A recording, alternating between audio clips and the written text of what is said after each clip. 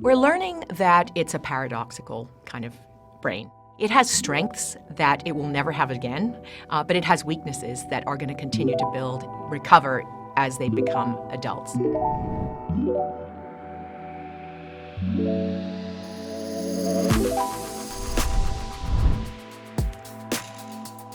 For instance, the strength of the teenage brain is that it's a very active, learning brain. Like a child's brain, the synapses can very much be built based on experience. We call this synaptic plasticity, morphing of the synapses, which are the places where neurons talk to each other and build during learning, for instance.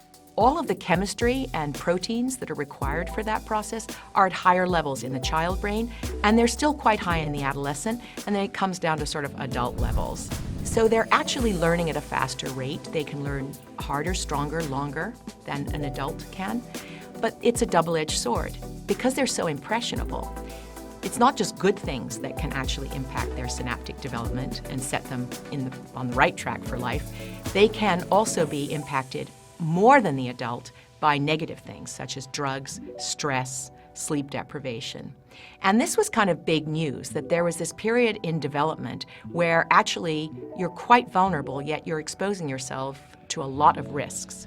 Now, why does a teenager expose themselves to so much risk? There is biology behind that too.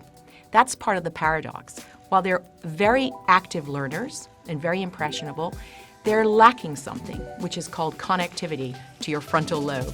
They're lacking the ability to use their frontal lobes like adults do. And why is that?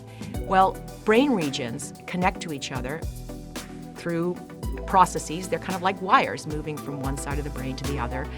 And just like a wire, it needs insulation. So there's a fatty substance that our little tiny cells in our brains make called myelin, which is our natural insulation. That process, those cells have to work very hard to complete the process, and it starts from the back of your brain to the front. By the mid-20s, when the process is finally completed, the frontal lobes are sort of hooked up and online for ready access. It's not like the teenager doesn't have frontal lobes, but they're just not accessible at the speed at which ours are as adults later in life. So hence, what do the frontal lobes do? Insight, judgment, empathy, control of risk-taking, control of impulses. These are all things that I think every parent and educator knows are relative weaknesses of the teenager. So you have this paradox. They're sort of very revved up, but they have not very good brakes.